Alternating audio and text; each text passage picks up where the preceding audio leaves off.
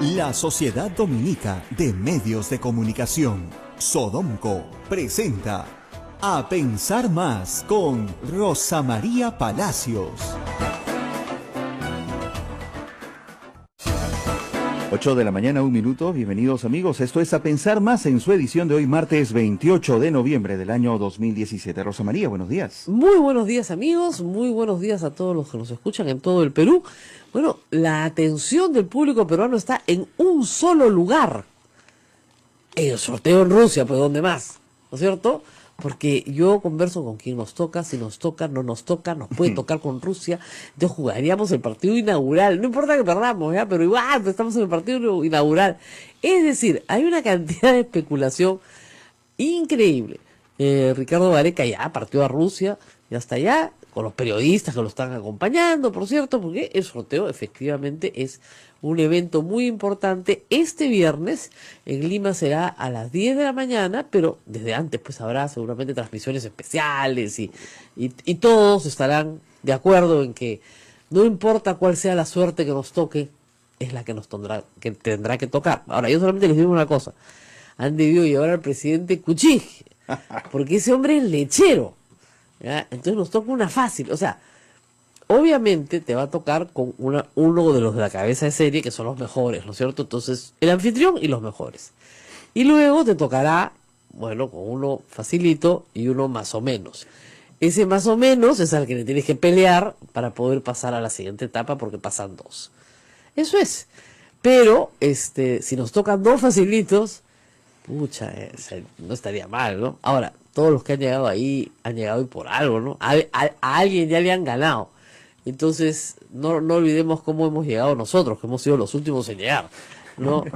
Cuando la puerta se estaba cerrando. La puerta estaba cerradita, ahí colgadito la puerta entramos. Entonces, bueno, va a haber mucha atención al fútbol nuevamente entre el jueves y el viernes, por cierto, y no les puedo contar todo el fin de semana.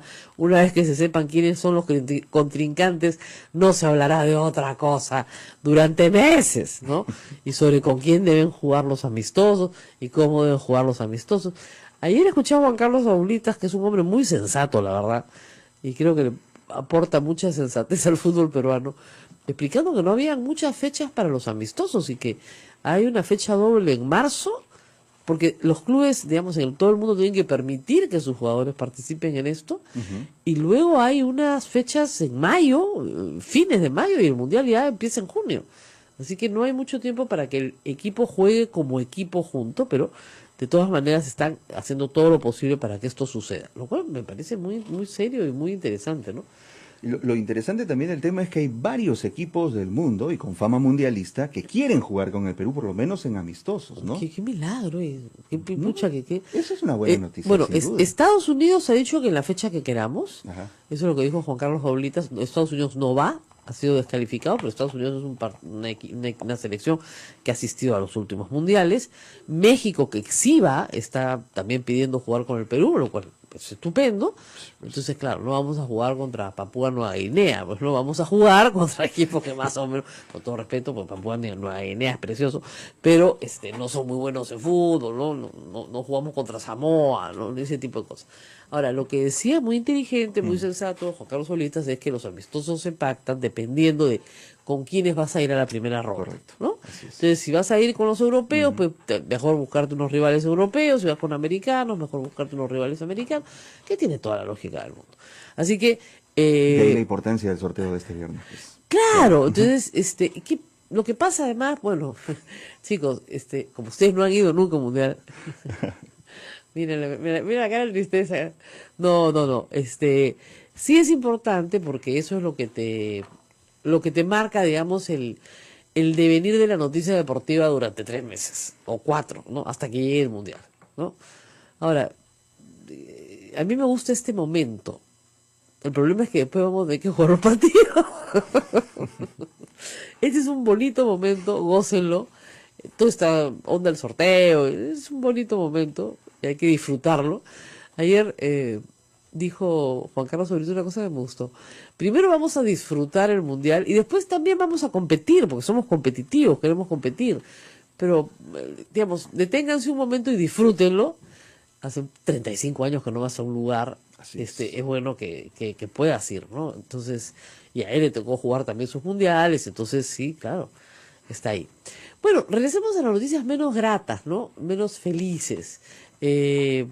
Ayer ha causado a algunas personas indignación y otras risa, a mí mucha risa, la verdad, que hayan designado a la congresista Karina Beteta como la responsable de elaborar el informe acusatorio del fiscal de la Nación ante la comisión permanente.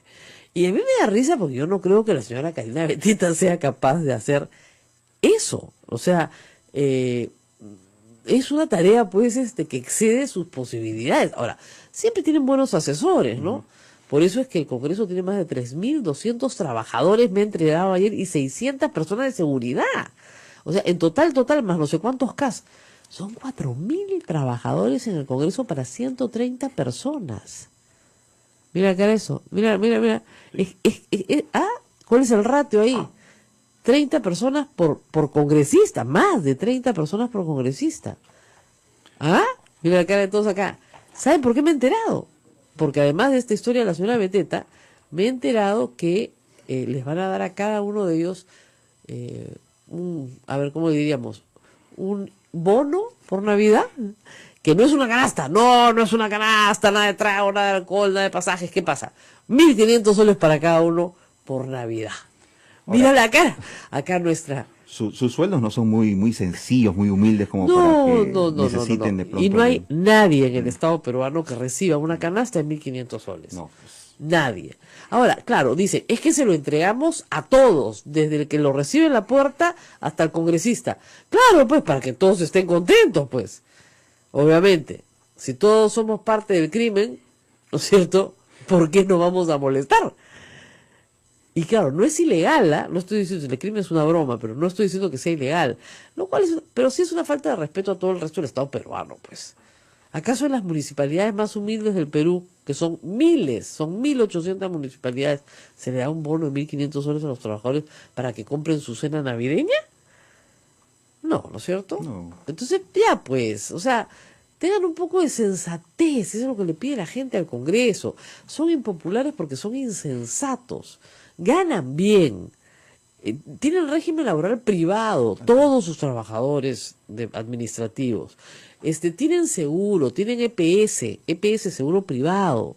O sea, tienen un montón de bollerías. Y en tu cara, ¿no?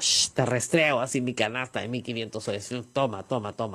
Y además nos enteramos, miren, el Congreso, cuando tenía 240 congresistas, porque eran dos cámaras, eran 60 senadores y 180 diputados, tenía máximo 2.000 trabajadores. Era un ratio pues 10-1, ¿ya? Ajá. ¿Por qué? Porque los congresistas eran gente brillante que no necesitaba 5 asesores, porque a lo más necesitaban una secretaria y un asesor, punto, porque ellos escribían sus leyes. Ellos iban a la biblioteca, regresaban con sus libros, leían y escribían, no en computadoras, en esa época se escribía tiqui, así se escribió la Constitución del 79, ¿no es cierto? Debatían los temas y finalmente producían legislación. Hoy en día, un congresista jamás hace una ley, él mismo se la trabaja, el asesor viene, le cuenta cómo es, él la revisa más o menos, y dice, ajá, ya muy bien. Los que son chancones se meten de cabeza, si la revisan, trabajan, qué sé yo. Los que no son muy chancones la presentan nomás por meses partes. Entonces, ¿quién está haciendo el trabajo? Por eso es que tanto excongresista de la República, es asesor o trabaja en las funciones administrativas del Congreso. Los mismos. Antes era inconcebible que un excongresista regresara a ser asesor. Claro. No. Es impresionante digamos, el funcionamiento del Congreso. Entonces, por eso la gente cada vez que dice necesitamos más congresistas, que los necesitamos, de verdad, porque la población está subrepresentada, se indigna porque ya tienen 4.000 trabajadores. Y miren, no sé si ustedes han visitado el Congreso, porque yo he ido muchas veces y hay personal para abrirte la puerta y personal para cerrarte la puerta, ¿no? O sea, uno te abre y otro te cierra. Uno para ayudarte a subir la escalera, otro para ayudarte a bajar la escalera. le das trabajo a todo el barrio, bueno, uno para que traerte el café y otro para recogerte la taza, o sea, es que es una cosa, pero Y agentes de seguridad en cada metro claro, cuadrado. como del si Congreso, fuera a sí. haber un bombardeo, Así es, ¿no? Entonces, sí. si tienes, son 130 congresistas y hay 600 personas de seguridad. Y yo les hago un concurso ahorita y usted le digo 10 nombres y ustedes no me adivinan cuál es congresista y cuál no. Seguramente. Porque la gente ni los conoce. Seguramente. Entonces no les va a pasar nada en Lima. ¿Se pueden imaginar en lo que se gasta la plata? Y tú dices, fíjense, claro, han habido buenos años para el Estado peruano, ¿no? Pero esos buenos años ya acabaron. Ahorita hay que arreglar un agujero fiscal y como ayer se ha sustentado el presupuesto y a la Fiscalía de la Nación le han dado la mitad de lo que pide, al Poder Judicial le han dado también la mitad de lo que pide. Ya ha reclamado también. Obviamente, Ya pero reclamó, es que si tú vas y te dan la mitad de lo que pides, obviamente para tus trabajadores no hay bono de 1.500 soles, pues, ¿no? Ujú. Entonces, ¿qué le pasa? Son también poderes del Estado. Entonces, a mí me preocupa mucho, mucho. A mí dice que hay 30 chupamedias por cada ganapán. Es que más o menos ese es el promedio. Es como usted, señora, imagínese usted, en su casa tuviera 30 personas de servicio. Ya, pues, 30 personas promedio a su servicio. No, claro, una le recoge el plato, otra le pone el plato, otra le... No sé, ¿qué harían 30 personas a su servicio? Porque lo que usted tiene que hacer es bien sencillo. Lo único que tiene que hacer es machucar un botón.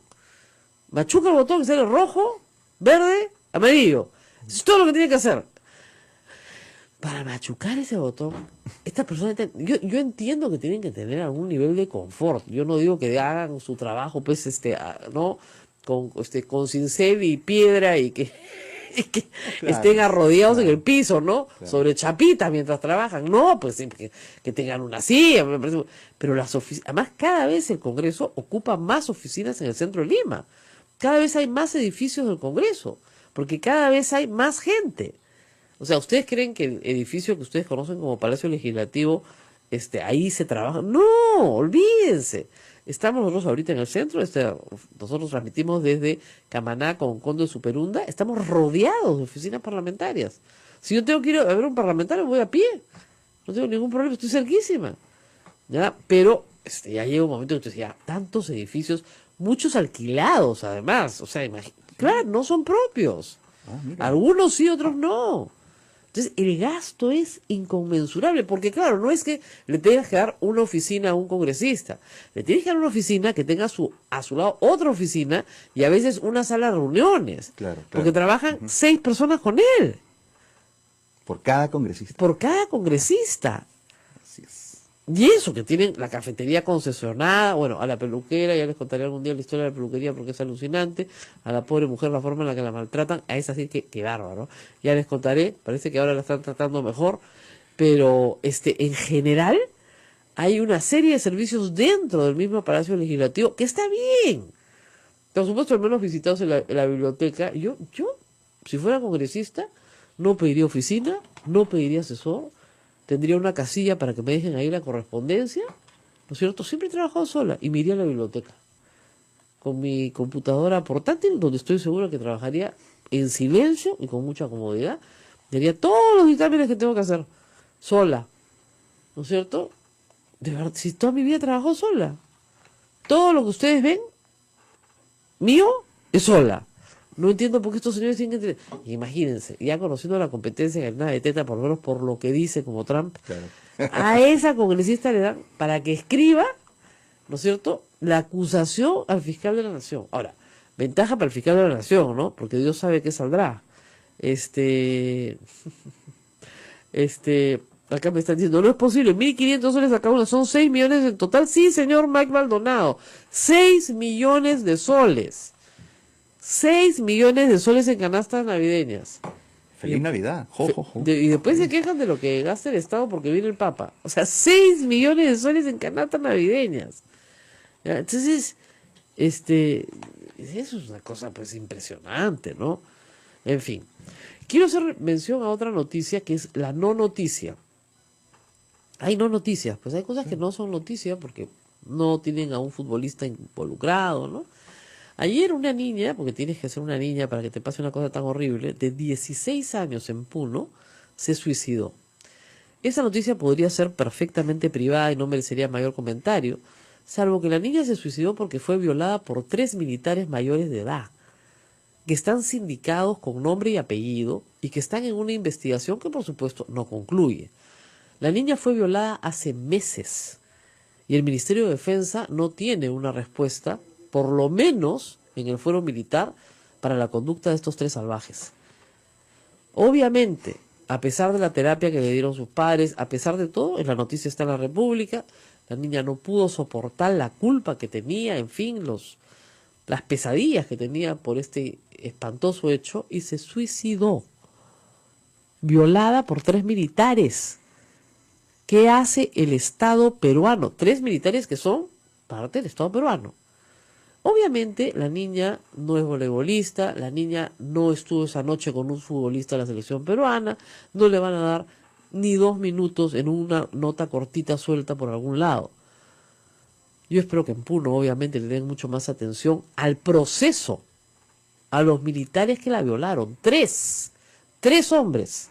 ¿Y estaban presos estos hombres? No, la información, no, están en investigación. Obviamente, imagínese usted la presión sobre esa niña. Claro que sí. La presión que debe haber sobre esa niña, que no les arruine la carrera, que no diga nada. 3 militares la violaron de manera conjunta. ¿Dónde está el ministro de Defensa? Ahí sí quiero escuchar a la ministra de la Mujer, diciéndole al ministro de Defensa, oiga, ¿qué está haciendo usted en su instituto para que 3 militares no violen a una niña de 16 años y la niña se suicide? O sea, ¿qué pasó aquí? La chica se señala en la nota de la República que sí recibió atención psicológica, no sé si la suficiente, si la constancia, si la perseverancia en el tratamiento hubiera ayudado más, no lo sé, no tengo los detalles, eso pertenece a la vida privada de la familia, pero lo que sí sé es que hay 3 militares mayores de edad que han violado a una chica de 16 años y la chica se ha suicidado, de 16 años, y eso no es noticia, pues. En cambio, una tragedia en la cual muere una señorita de manera accidental o de manera natural, no lo sabemos todavía, donde no hay todavía sospecha de homicidio, merece horas de televisión, incluyendo el interrogatorio periodístico a menores de edad. Y una señorita que se suicida habiendo sido violada por 3 militares, eso no merece ninguna atención. A ver, ¿dónde están nuestros valores, coleguitas? ¿Dónde está lo importante y lo irrelevante? ¿Dónde es donde tenemos que incidir para que la violencia cese? O sea, ¿dónde?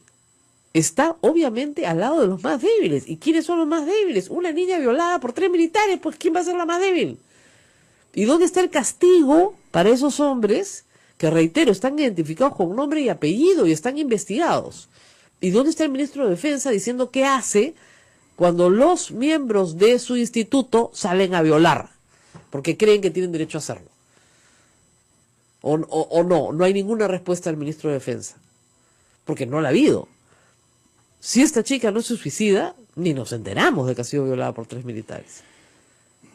Entonces, a ver, ¿dónde ponemos las cosas que son verdaderamente importantes en la sociedad peruana? Pongámoslas donde tienen que estar, del lado de los más débiles. El periodismo tiene que estar al servicio de los más débiles. ¿Quiénes son los más débiles? Las víctimas. Y acá tenemos una víctima de la violencia que acaba con su vida en una decisión dramática porque no puede seguir viviendo del dolor que tiene por el daño que le han causado. Y los causantes de ese daño no tienen ningún castigo hasta el día de hoy. Ningún castigo. Yo no digo que el castigo compense el daño sufrido, ojo, porque son años para salir de lo que es un acto espantoso. Imagínense ustedes que a los 16 años, a su hija de 16 años la violen 3 militares, mayores de edad. A ver, piensen ustedes ¿dónde estarían en este momento? Y eso no se dice una palabra en Lima. Eso no es noticia. Entonces, prefiero ponerlo yo por delante. Le agradezco a la congresista Pariona, que es la que la puso ayer en Twitter, y yo entré luego a la República a buscar la noticia, y gracias a ella he tenido conocimiento de este hecho, porque si no, ni idea, hubiera pasado completamente desapercibido. La violación se habría producido el 30 de abril. Exactamente. 7 meses. ¿Quién aguanta, pues? O sea, ¿qué chica joven puede aguantar tener esa injusticia encima? Ver que no hacen nada, que los tipos están paseando, que no les pasa nada, tú sigues yendo a tu asistencia psicológica y además te tienen que convencer de que no es tu culpa, porque la sociedad te dice que es tu culpa. Que si te violan es tu culpa, porque ¿para qué estuviste ahí? ¿Para qué ¿cómo es? ¿Para qué te sacaste las figuritas? ¿No? En fin, vamos a la pausa y vamos a cambiar nuevamente radicalmente de tema, porque vamos a hablar de una historia antigua, muy, muy antigua. Antigua, pero antiguísima, más vieja que yo. No, no tanto, pero casi como yo, tiene mi edad. Vamos a hablar de una historia de 50 años, pero que tiene que ver, sí, es vieja, es vieja. O sea, mira, acá es vieja, pero tiene que ver con un robo. Ah, sí, este es un robo de 50 años. Un robo sin cobranza aún. No les voy a decir más para que se queden al pendiente. Vamos a la pausa y regresamos.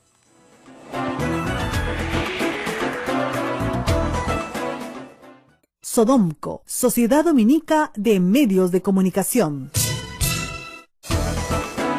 Esta es la Sociedad Dominica de Medios de Comunicación, integrada por Radio Santa Rosa en Lima, Radio Santo Domingo, RSD Chimbote, Radio San Martín Arequipa, Radio Veritas RTV Cusco, Radio Cepagua Ucayali, Radio Quillabamba La Convención y Radio Madre de Dios en Puerto Maldonado. Bueno, y hay otras noticias antes de ir a nuestra misteriosa historia, ¿no es cierto?, que también a mí me llama mucho la atención. Anoche encontré el Twitter de Ollanta Humala, que obviamente no escribe él, pues sino su abogado, pidiendo una aclaración a la fiscalía porque sus abogados han descubierto que el testigo protegido contra él, número 1, es el mismo testigo protegido número 3, que corrobora lo que dice el 1. Entonces, si es la misma persona, ¿cómo puede corroborar lo que dice él mismo? Obviamente la fiscalía todavía no responde, pero hay un pedido formal de esclarecimiento de estos hechos que la verdad que ya, si son así, ya pues es un descaro completo, ¿no? O sea, no puedes no puedes dejar pasar eso por alto, ¿no? Es una cosa increíble. Bueno, vamos a cambiar completamente de tema y vamos a hablar de un temita más antes de irnos, porque esta es una radio pastoral y no me quiero olvidar. La Universidad Católica San Pablo en Arequipa tenía unas charlas de TED, que es una organización mundial, ¿no es cierto?, de divulgación de ideas. ¿Ya? Es una linda experiencia TED porque permite a través de internet divulgar en audiencias pequeñas, con asistencia público, ideas a veces muy motivadoras y retadoras, ¿no es cierto? Entonces TED Characato, que es un grupo de TED de arequipeños, había solicitado las instalaciones de la Universidad San Pablo de Arequipa, porque la universidad era además auspiciadora de un evento. Y entre otros invitados tenían al ministro de Cultura, ¿no es cierto? El ministro Salvador del Solar.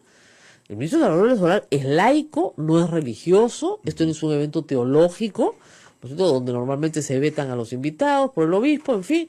No, esto era un evento absolutamente cultural. Bueno, la Universidad Católica de San Pablo vetó la presencia del ministro de Cultura, Salvador Solar, por haber tenido, o mejor dicho, por haber puesto en su sitio al obispo Javier del Río, cuando le dijo que Cristo había dicho que había que amarnos unos a los otros y no unos a los unos. Eso fue lo que le dijo. Y en realidad el ministro Salvador Solar en ese punto tenía la razón, porque eso fue lo que dijo Cristo. Entonces, en respuesta por amarnos los unos a los otros, lo vetaron. Eso es una vergüenza. Miren, eso no es católico, no nos representa, no es lo que somos. Que le quede claro a todo el mundo. ¿Ok? Eso no es la Iglesia Católica, ese es un obispo y una universidad que hacen una estupidez. Pero que no representa a todos los católicos, a mí no me representa y no creo que represente a la mayoría de los católicos. Menos vetar a una persona que va a hablar de cultura, por una venganza personal del obispo, porque no le gustó que lo pusieran en su sitio. Y lo pusieron en su sitio, pues, lamentablemente. Bueno, ya lo conté, regresamos a nuestra historia.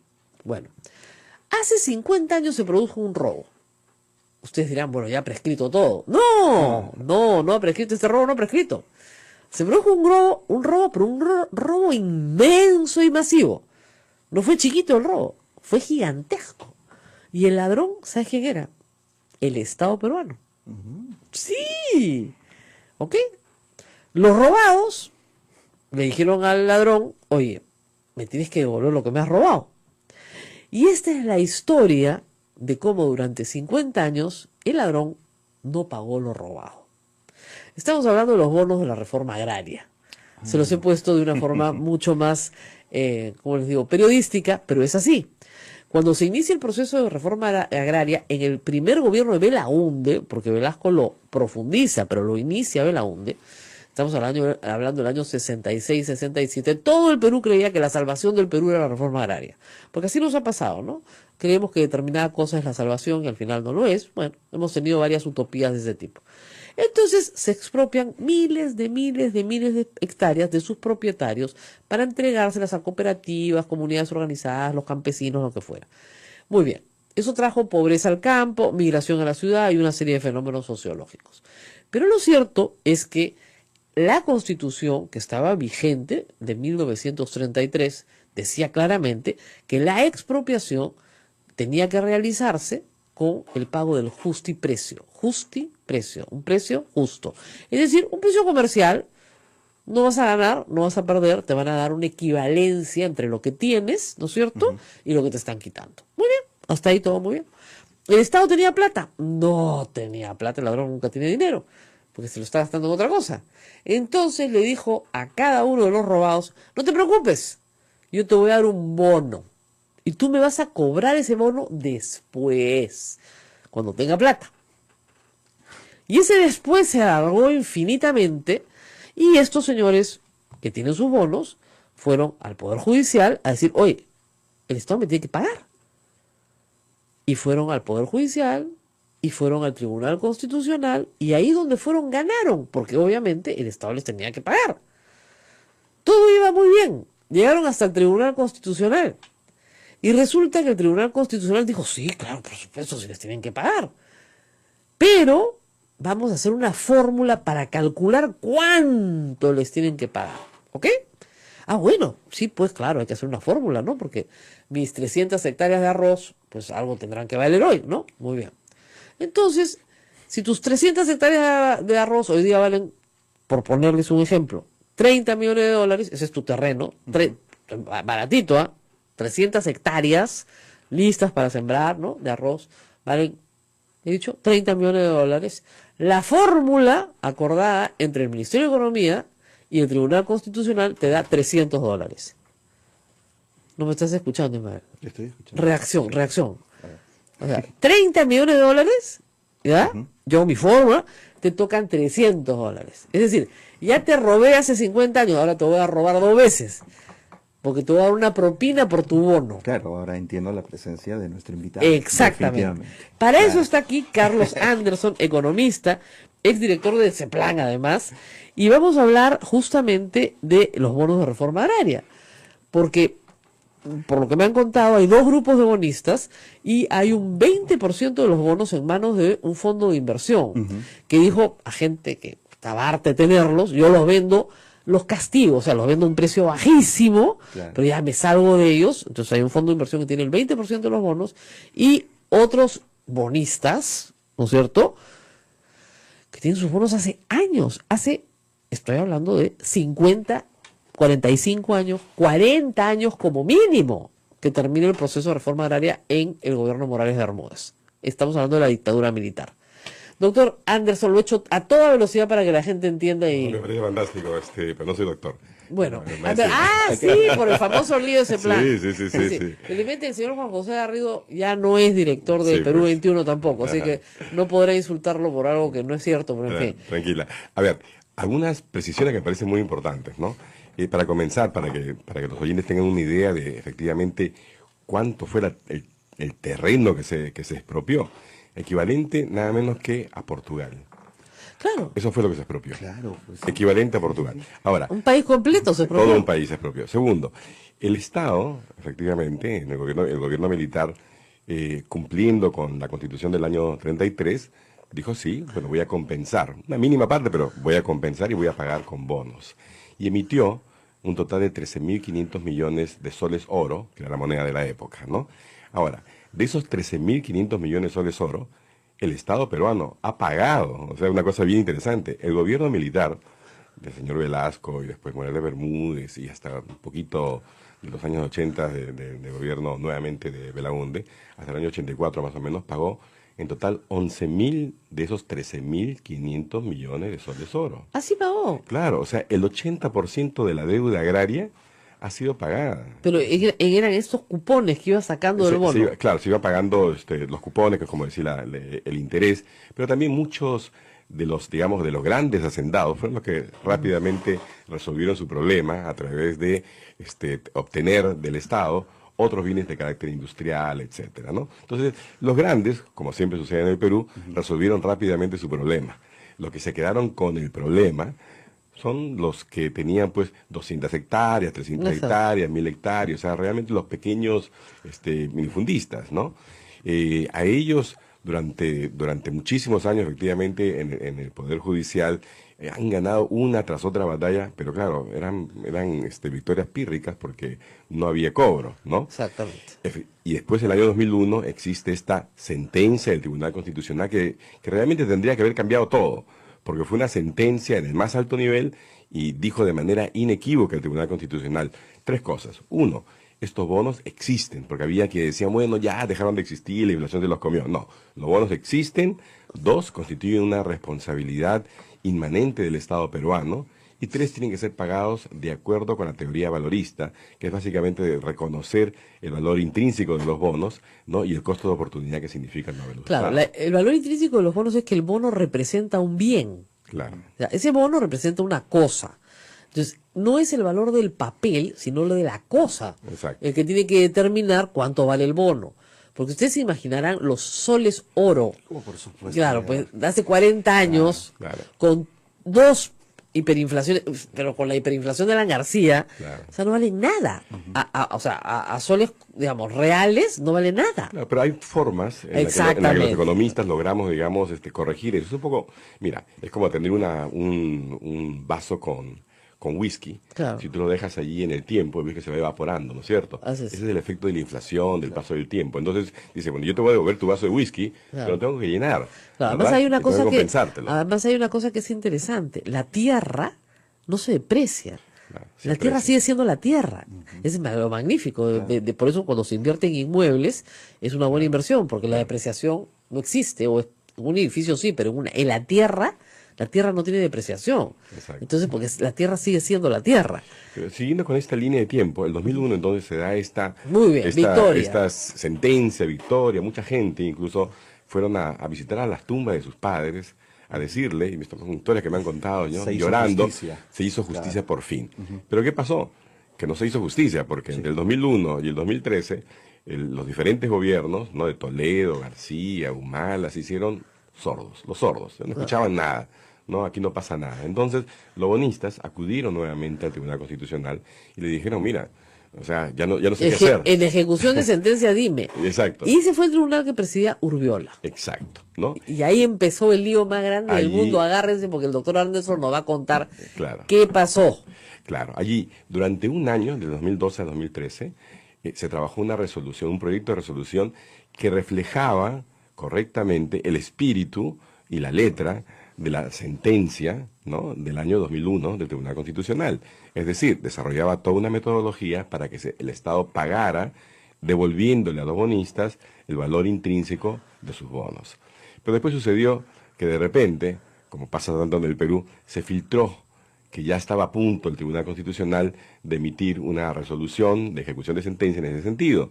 Eso no le gustó nada a las autoridades económicas de ese entonces, como al ministro Castilla, ¿no?, que le tocó la puerta, según tengo entendido, al presidente, y el presidente salió, y esto sí no hay ninguna duda, porque salió en televisión prácticamente a amenazar a los jueces del Tribunal Constitucional, a decirles que no se atrevieran a tomar decisiones que pudieran realmente El afectar, miedo era que ¿no? iban a quebrar al Estado. Que iban a quebrar al Estado, claro. Y entonces uno decía, pero a ver, y yo... Porque si tú te expropias Portugal, digamos, y tienes que pagarlo, Claro. De que, claro. Pero como te digo, el 80% de la deuda ya había sido pagada, así que lo que queda es un cachito. Pero no es, un cachito. pero en términos de teoría valorista, digamos, es bastante plata. Claro, estamos hablando, mira, según los diferentes estudios que ha habido, incluyendo algunos del Congreso, etcétera, esto más o menos vale cerca de 5.000 millones de dólares. Claro. Entonces De 5.000 dólares. millones de dólares suena un montón de dinero, pero estamos hablando de una economía como la peruana que al año vende, produce, ¿no? Unos 200.000 millones de dólares. Es decir, estamos hablando de un 2% y algo del PBI, ¿no? Y además la otra cosa que me explicaron, pues yo me reuní con los bonistas, me decían, nosotros no queremos que nos paguen de golpe. Por supuesto que no. Podemos pedir que en un plazo de 10 años nos cancelen todos los bonos. Que es como se han resuelto todos estos problemas en diferentes partes del mundo. Así es. Los estados soberanos emiten un bono soberano como los que el Perú emite todos los años Así emite es. como 5.000 millones de dólares, todos Así los es, años, claro. sin ningún problema, va y se endeuda, ¿no? Entonces que emite otro igual, que a 30 años, a 50 años, podría ser incluso a un centenario, mira, ya que tenemos tan buen Claro. crédito, a 100 años. Y el impacto fiscal va a ser mínimo. Pero lo interesante aquí es que se genera toda esta imagen de que, esto va a quebrar al Estado sin ningún estudio, ninguno. Es simplemente meter miedo. Y bueno, meter miedo por un lado y hacer uso del bullying político, porque de inmediato el presidente, a través de su asesor jurídico, ¿no? Visitan al Tribunal Constitucional, al señor Urbiola, y de una manera milagrosa, en el espacio de 24 horas, aparece una resolución distinta a la que se había trabajado durante un año. Ya, y esta resolución distinta está hecha a la medida del MEF, del Ministerio de Economía y Finanzas, ¿no? ¿Y qué dice esa resolución? Bueno. Vamos a hacer una pausa y regresamos para que nos cuenten qué dice esa resolución. Al regreso.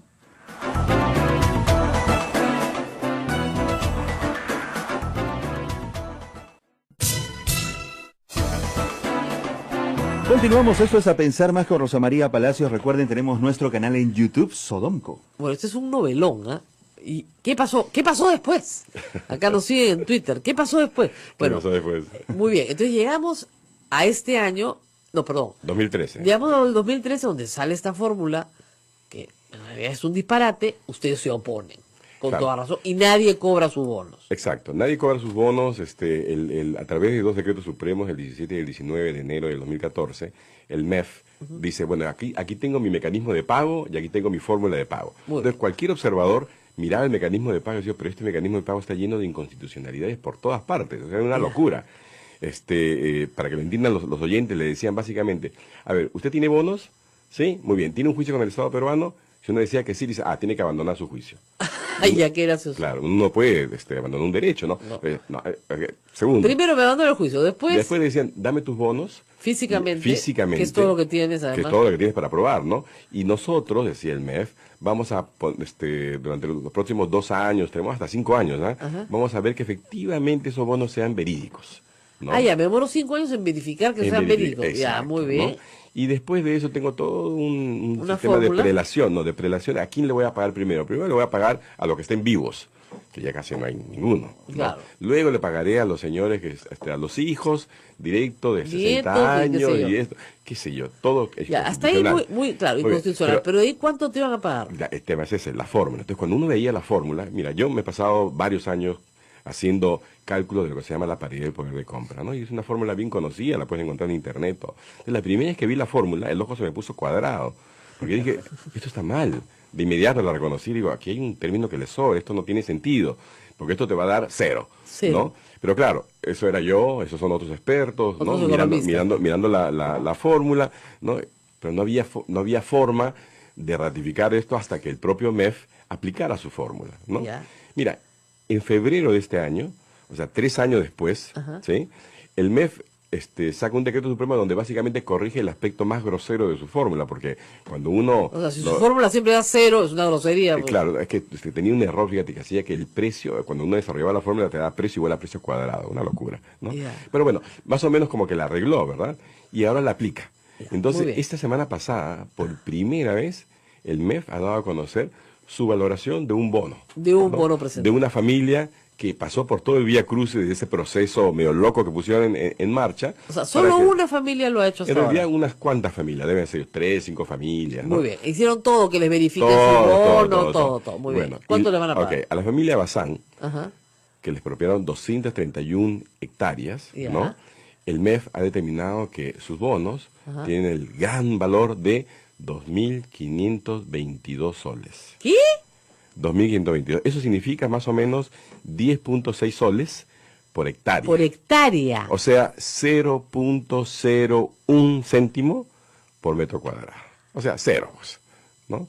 2.500 soles no es lo que se han gastado en 7 años, pero ni en pasajes. Pero imagínate, estamos hablando supuestamente de algo que fue expropiado hace 40 años Años. y que debería por lo menos haber acumulado pues, los intereses. Claro. Si tú, un sol, ¿ya? ¿Cuánto O sea, valen $1. esas 231 hectáreas hoy? No sé en qué valle están, pero ¿cuánto valdrán? Fácilmente valen $3 millones. Ya, y les van a dar 2.500 soles. 2.520. Ahora, Si me- se lo dan, no, pero que todavía no, le han dicho solamente cuánto vale. Ahora, para que le paguen, todavía falta, el Estado se reserva hasta el año 2021, y si las condiciones fiscales, en ese momento son las adecuadas, recién... Te van a dar tus 2.000 te van a dar soles. 2.500, sí, exacto. No, no, O es sea, que- te robaron mal. Pues. y te volvieron a robar. Y te volvieron a Y robar. te volvieron a robar. O sea, se metió un ladrón a tu casa, te robó, Tanto de así y después de te dijo, oye, devuélveme, ya ahí voy, y te volvió a robar. Mira, tanto es así de ladrón, hablamos de Para ladrones. que me devuelvan lo que me has robado. Claro. Pero nosotros hablamos de ladrón y de repente alguien dice, bueno, pues ustedes están siendo muy liberales Muy con el uso- dramático. con el uso de la palabra, ¿no? Pero miren, esa resolución de 2013 comprobadamente ha sido fraudulenta. Tiene 35 páginas que cualquier persona puede ir a visitar, ¿no? Paga sus Claro. 3 soles, creo. Y La puede ver resolución del Tribunal la Constitucional. La resolución del Tribunal Constitucional tiene 35 páginas que han sido alteradas con el líquido Liquid corrector. paper. Exacto, Qué ¿no? bestia. Eso, si eso no es fraude, aquí no sé qué cosa es. Y segundo, estas resoluciones directoriales del MEF, donde se dan la valorización, porque acaba de salir una segunda que me han enviado por 700 soles. 700, o generoso el Estado. 700 soles, ¿no? 50 hectáreas, ¿no? O sea, mira, Sí, para que se hagan una idea, ¿ya? Al de la puerta del Congreso le dan una canasta navideña de 1.500 soles. Claro. Y al dueño de 40 hectáreas, 50. de 50 hectáreas le dan 700 soles. y todavía no se lo dan, se lo darán Se lo darán algún día, 2022, algún día. etcétera, ¿no? ¿No? Quien firma es el señor Pedro Valentín Coveñas. Conocido, porque lo acaban de meter preso, tengo entendido. O está Exacto. fugado, ya no sé. Por el tema de Odebrecht. O sea, para que vea, Exactamente. y hasta hace poco era director de presupuesto público del MEF. O sea, miren, no estamos siendo liberales con el uso de la palabra. Realmente aquí esto es, no sé, una telenovela, como dices tú, pero yo creo que es más que nada una historia de horror que no tiene tanto que ver con el pasado, fíjate, porque claro, también hablamos mucho del pasado, pero yo creo que es un tema de futuro. Porque nosotros nos preciamos, estamos hablando, el presidente Pedro Pablo Kuczynski ha dicho que quiere que el Perú sea un país miembro de la Organización para la Cooperación y el No Desarrollo va a poder, Económico. por OCDE. esta deuda no puede. No puede, porque para comenzar, para ser país miembro de la OCDE tiene que haber un respeto irrestricto a la libertad privada, a la propiedad privada, perdón, Y al Estado de Derecho. al Estado de Derecho, y aquí pues no hay respeto por uno ni por el otro. O sea, los bonistas de la reforma agraria se presentan ante la OCDE y le cuentan cómo es en el Perú. Y lo que le están diciendo es, oye, no traigas tus inversiones en el Perú, porque en el Perú te roban y no te pagan lo que te roban. Porque una expropiación es un robo del Estado si es que no hay un justiprecio. O sea, yo te puedo quitar tu propiedad y no pagarte el justiprecio, porque eso es un Y en robo. realidad, fíjate, las personas que nos están escuchando deberían pensar de esta forma. Imagínate que el Estado mañana decide hacer una carretera y pasa por tu casa. Bueno, eso fue lo que pasó con Vía Parque Rímac. Claro, pasa por tu casa y te dice, bueno, te voy a expropiar tu casa. Bueno, eso, pero Tiene perdón, derecho el Estado. Más grave fue lo de Vía Parque Rímac, porque Castañeda Alonso dejó firmado un contrato que le da Villarán, donde acuerda con el concesionario que tu casa vale 5.000 soles. Imagínate. Sin expropiación, Sin ¿ah? expropiación. Por Qué mutuo terrible. acuerdo. Entonces, obviamente, me acuerdo que tuve una emisión de radio en el RIMAC, donde todo el mundo pegaba de gritos, y con toda razón, porque ni siquiera el alcalde distrital había sido informado. Y a la gente le iban a informar de que su casa, donde había vivido 30 años, Valía 5.000. 5.000. Qué Entonces, increíble. cuando se renegoció el contrato, las casas pasaron a valer 50.000 soles. Entonces la gente ya dijo, bueno, si la carretera va a pasar por acá, si me voy, pues no tengo problema. Es más, los que no estaban incluidos en el proyecto también querían estar incluidos, porque te estaban dando 50.000 soles Claro. para comprar algo mejor. Pero ahí se hace las cosas pensando. Lo que pasa es que en los 60 la gente, ustedes dirían, pero ¿por qué no se opusieron? Pues, porque no podías oponerte. Todo el país creía que la reforma agraria era la salvación de la patria.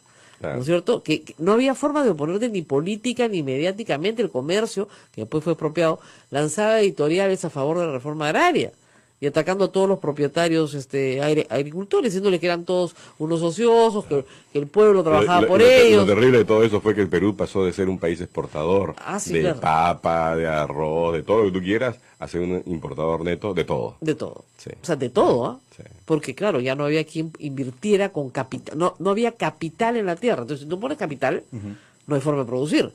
Si lo haces a una cooperativa sin capital, ¿qué cosa va a producir? Claro. ¿No? Y además, Pobreza. Pobreza. Y sin pobreza. capital y sin asistencia técnica. Ninguna de las dos las dio el Estado. Ni capital ni asistencia técnica. Obviamente, el Estado gastó millones en proyectos después, como agrobancos y cosas por el estilo también, ¿no? El Banco Agrario y todo lo demás.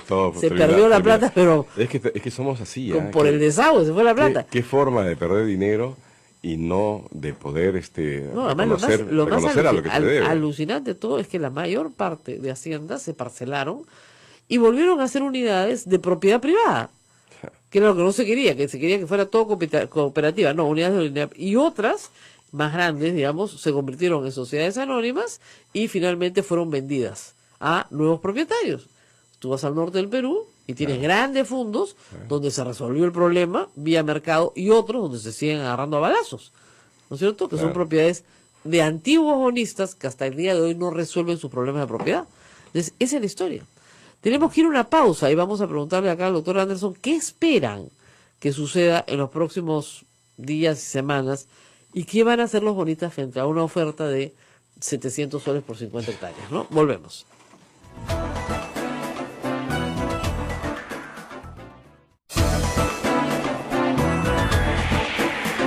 Continuamos, amigos, esto es A Pensar Más con Rosa María Palacios. Tenía el mismo problema que yo estábamos comentando, porque no tenía su maestría registrada en SUNEDU. Entonces nunca faltó el tontonazo, porque nunca falta el tontonazo, que le dijo que no tenía maestría. No, sí, o sea, claro. esa es la realidad del papel. Y lo terrible es que este señor era un pseudo liberal, ¿no es cierto?, que cree en el papel, que es una cosa rarísima, hacer liberar y creer en el papel es una cosa. Que era Juan José Garrido, que fue exdirector de Perú 21, que se dedicó 6 días a insultarlo, y me lo ha contado la historia del señor Anderson, porque el señor Garrido quería hacer un negocio con Ceplan que no le salió, y el señor Anderson fue el que se opuso al negocio, porque le dijo, oye, este negocio no es bueno para el Estado, punto. Después pasó a ser director del periódico y se dedicó 6 días seguidos a insultarlo, porque no tenía título. No lo tenía registrado en el Perú. Yo tengo maestría en la Universidad de Texas. Ya está registrado. Y ahora sí ya está registrado. Me tuve que ir a Londres, hasta Coventry, después de claro, 30 años. El apostilla pasar apostillado, yo tengo que hacer lo mismo. Yo tengo que hacer lo mismo gracias a la SUNEDU. Pero claro, ya está. El señor estará feliz, está sin trabajo, pero estará feliz. En una radio pastoral. Y la verdad es que yo siempre he pensado que hay una justicia divina. Sí, claro. Y las cosas son así. Sí, así sí, que sí. Tarda, pero llega. Claro, llega. O sea, tú no puedes acusar a alguien de que no tiene título, porque sí lo tiene. Lo que no lo tiene, no ha hecho el trámite de registro en el Perú. No se puede ser tan tonto, ¿no? Y en el caso de su doctorado, hay otro tema, pues que tienes todos los PhD candidates. ¿Qué quiere decir eso? Han hecho todos los cursos, pero no la disertación. Exactamente lo que me pasó a mí. ¿Ya? Y así se llama afuera. Claro. Todos los cursos menos la disertación. Así se dice. ¿Ya? Pero aquí, no sabes. No sé, son más tontos. Es que realmente la gente que más objeciones pone a esto, es como los abogados, no está habilitado. Yo por lo menos puedo decir, fíjate, que la vida me ha dado a mí la oportunidad de ser comentarista de 4 premios Nobel de economía. Qué bueno. A lo largo de mi carrera. Así qué suerte, no es fácil, ¿eh? Para alguien que no tiene título. Pero bueno. No, es muy gracioso porque no es como cuando en el Perú dicen, ese abogado no está habilitado. Estar habilitado parece estar inhabilitado, ¿no? Claro. Has hecho algo malo. No, es no pagar la cuota de 12 soles que tienes que pagar al mes en el colegio de abogados y estás habilitado inmediatamente, ¿no? Claro. Entonces, hay que tener mucho cuidado con las tonterías que se repiten en medios, pero en fin, así son los medios, ¿qué podemos hacer? Así somos parte de ellos. Bueno, yo le había preguntado, ¿qué piensan hacer en estos 3 minutos finales los bonistas ante esta situación? Mira, lo primero que estamos tratando de hacer es justamente que la gente entienda que este no es un problema de la historia del Perú solamente, es un problema de la actualidad y del futuro del Perú. Porque si como país aspiramos a ser un país mejor, ¿no es cierto? Bueno, no vamos a hacerlo teniendo esta deuda impaga que es una herida abierta, ¿no?, en la institucionalidad del país. Segundo, estamos tratando de que la gente entienda la magnitud del robo. Porque claro, cuando doy esta cifra, y esto ya son oficiales, eso ya no es especulación de los bonistas, no son quejas cualquiera, no, aquí hay un documento de resolución directorial del Ministerio de Economía y Finanzas que dice claramente que estos bonos, ¿no?, valen exactamente eso. En el caso de la familia Bazán, 0.01 céntimo por metro cuadrado, ¿no?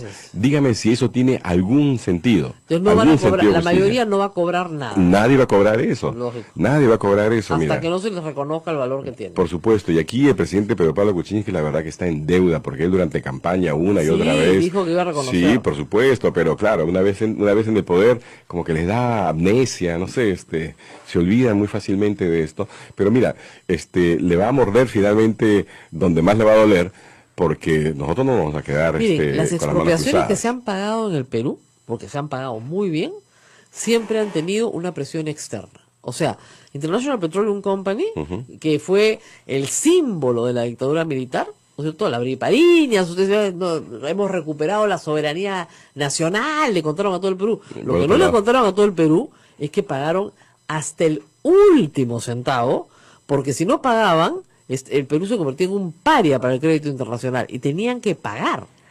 Lo mismo pasó con Belco. Belco fue expropiada, estamos en la misma zona, Belco fue expropiada por Alan García, en un acto así enloquecido. ¿Qué pasó con Belco? Cuando se quiso vender Petromar, ¿no es cierto?, se tuvo que pagar íntegramente la expropiación. ¿A quién?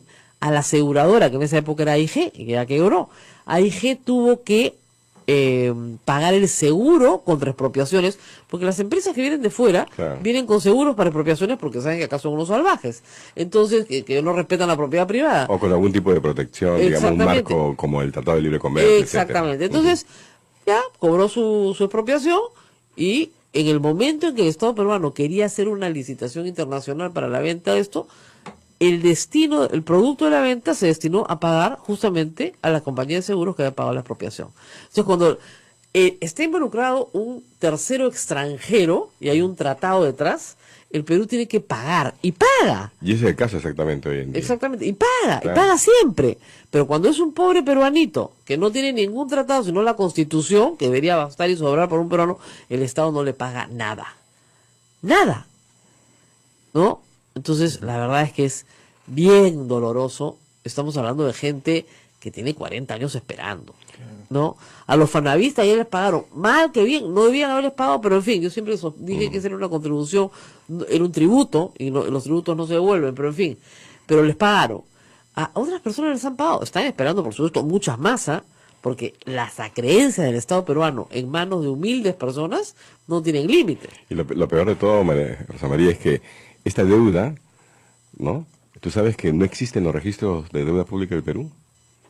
Ni siquiera la tienen registrada. Ni siquiera tienen registrada, en ninguna parte. Yo le buscaba en el MEF, le buscaba en el BCR, Agricultura. De Agricultura. Bueno, en el Ministerio de Agricultura hay una cosa bien extraña. Hay 143 órdenes de pago, o sea, de juicio que fueron ganados por bonistas, ¿no? Que están ahí dormidos porque el Estado, pues, digamos que a ti te deben, no sé, 500.000 soles, entonces el Estado te paga 2.000 soles cada año.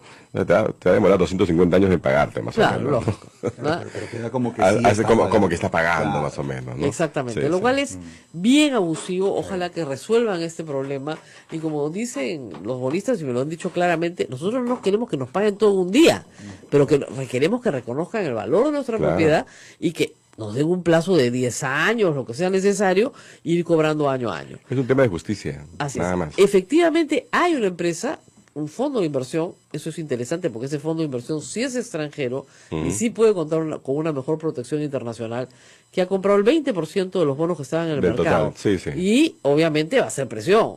Bueno, está haciendo presión, hay todo un juicio internacional, claro, y lo que está reclamando son $1.600 millones, así que no es una bicoca. Así es, ¿no? de los 5.000 que se están reclamando. Entonces, y el Estado peruano lo va a perder, porque fíjate, o sea, defender, por ejemplo, lo indefendible, como esa resolución del 2013, que claro, está llena de garabato, de liquid liquid paper. paper, etcétera. Aquí puede ser que el propio Uribe le ha dicho, no, pero esa cosa se estila aquí en el Perú. Ah, se estila en el Perú, bueno, vamos a ver que lo presente en una corte internacional. claro. A ver, Entonces, a ver qué caso le van a hacer. probablemente ahí sí el Perú tenga que pagar a esos fondistas, a ese fondo de inversión. Y si paga ese fondo de inversión sería el colmo que no le pague a los peruanos Claro, exactamente lo mismo. por supuesto. Es ridículo. Así que paciencia y buen humor. Hay una vieja lección para todos en el Perú que viene desde las albores de la independencia. Cuando el Estado te debe algo, tú guarda el papelito y lo vas a cobrar algún día. La famosa primera deuda del Perú, ¿cuál crees que fue? La independencia, ¿no? Exactamente. Y eso se llamó los bonos, claro que que sí. luego se fueron los consignatarios de los bonos de la deuda de la independencia, que además, según Basadre, generaron un tráfico, porque efectivamente hubo un montón de bonos falsos, Sí. ¿no es cierto? Y toda la ganancia del guano se va a pagar justamente a los deudores de la deuda de la independencia. ¿Ya? Porque a la gente, efectivamente, para la independencia donó todo. O sea, pasaban, Claro. se llevaban tu platería, tus joyas, tu no sé qué, tu comida, tus gallinas, y te daban un vale. Y se iba. Pasaba el ejército y se iba y te dejaban un vale. Tú guardabas tus papelitos. 30 años después, ¿no es cierto? En el boom del guano, sacaste tus papelitos y el Estado le tuvo que pagar a los consignatarios de la deuda todo lo que les debía. Y les pagó. Bueno, aquí ha habido muchas épocas de bonanza, ¿no? Hasta hace Claro, poco. la bonanza servía para pagar las deudas anteriores, pues, pero ahora no se ha pagado nada. No, pues. Así es. Muy bien. Espero que hayan entendido esta historia de amor y patriotismo, que es un dramón y podría hacerse una novela larga sobre ella. Algún día haremos una película. Vean la Exactamente, película. pero que algún día tiene que pagarse, ¿no? Claro. La película no puede terminar con esas letritas negras de hasta ahora esperan que se les pague, ¿no? Lamentablemente. Con el nombre de las víctimas. O el nombre de la víctima, ¿no? Eso es algo que tiene que quedar saldado en este gobierno que se reclama, pues, respetuoso a la propiedad privada. Exacto. Bueno, gracias al señor Anderson, a Carlos Anderson por estar con nosotros. Gracias, Nos despedimos y conmigo será ya Hasta mañana. Hasta mañana. Mañana es miércoles, ya, media semana. Nos vemos. Y el viernes es el sorteo, ya sé, cálmense. Volvemos mañana.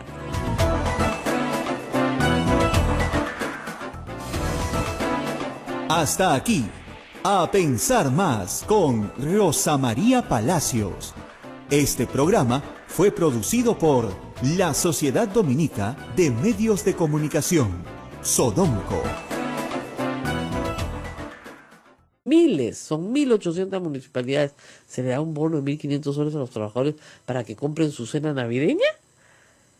No, ¿no es cierto? No. Entonces, ya pues, o sea, tengan un poco de sensatez, eso es lo que le pide la gente al Congreso. Son impopulares porque son insensatos, ganan bien, tienen régimen laboral privado, todos sus trabajadores administrativos, tienen seguro, tienen EPS seguro privado. O sea, tienen un montón de bollerías. Y en tu cara, ¿no? Shh, te rastreo así mi canasta de 1.500 soles. Toma. Y además nos enteramos, miren, el Congreso, cuando tenía 240 congresistas, porque eran, cámaras. eran dos cámaras, eran 60 senadores y 180 diputados, tenía máximo 2.000 trabajadores.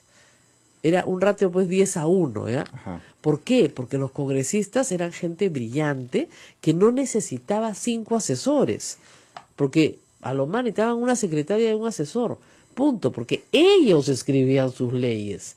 Ellos iban a la biblioteca, regresaban con sus libros, leían y escribían, no en computadoras, en esa época se escribía tiqui, así se escribió la Constitución del 79, ¿no es cierto? Debatían los temas y finalmente producían legislación. Hoy en día, un congresista jamás hace una ley, él mismo se la trabaja, el asesor viene, le cuenta cómo es, él la revisa más o menos, y dice, ajá, ya muy bien. Los que son chancones se meten de cabeza, si la revisan, trabajan, qué sé yo. Los que no son muy chancones la presentan nomás por mes de partes. Entonces, ¿quién está haciendo el trabajo? Por eso es que tanto excongresista de la República, es asesor o trabaja en las funciones administrativas del Congreso.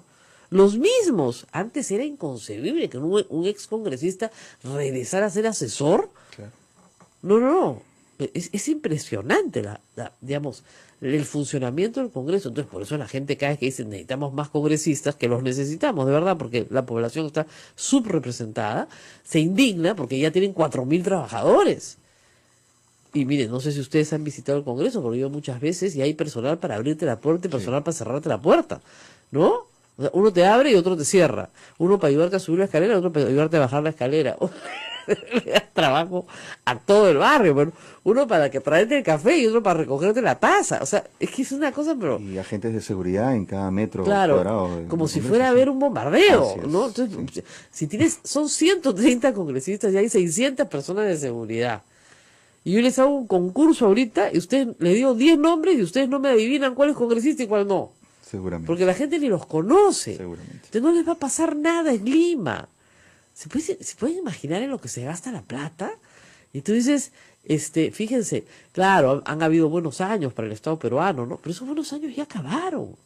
Ahorita hay que arreglar un agujero fiscal y como ayer se ha sustentado el presupuesto y a la Fiscalía de la Nación le han dado la mitad de lo que pide, al Poder Judicial le han dado también la mitad de lo que pide. Ya ha reclamado también. Obviamente, Ya pero es reclamó. que si tú vas y te dan la mitad de lo que pides, obviamente para tus trabajadores no hay bono de 1.500 soles, pues, ¿no? Ujú. Entonces, ¿qué le pasa? Son también poderes del Estado. Entonces, a mí me preocupa mucho, a mí que hay 30 chupamedias por cada ganapán. Es que más o menos ese es el promedio. Es como usted, señora, imagínese usted, en su casa tuviera 30 personas de servicio. Ya, pues, 30 personas promedio a su servicio. No, claro, una le recoge el plato, otra le pone el plato, otra le... No sé, ¿qué harían 30 personas a su servicio?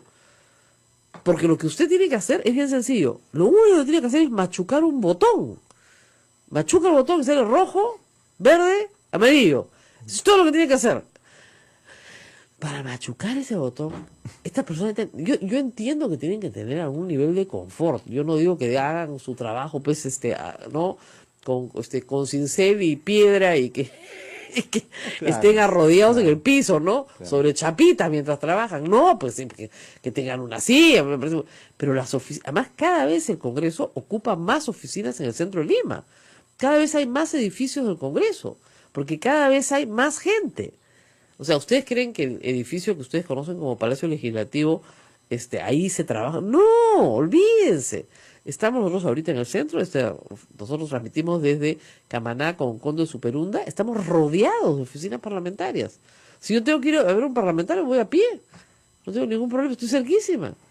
¿Ya? Pero ya llega un momento en que usted dice, ya, tantos edificios, muchos alquilados además. O sea, claro, no son propios. mira. Algunos sí, otros no. Entonces, el gasto es inconmensurable, porque claro, no es que le tengas que dar una oficina a un congresista, le tienes que dar una oficina que tenga a su lado otra oficina y a veces una sala de reuniones, Claro, porque trabajan 6 personas con él, por cada congresista. por cada congresista. Así es.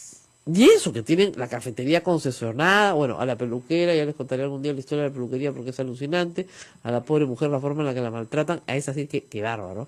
Ya les contaré, parece que ahora la están tratando mejor, pero en general hay una serie de servicios dentro del mismo Palacio Legislativo que está bien.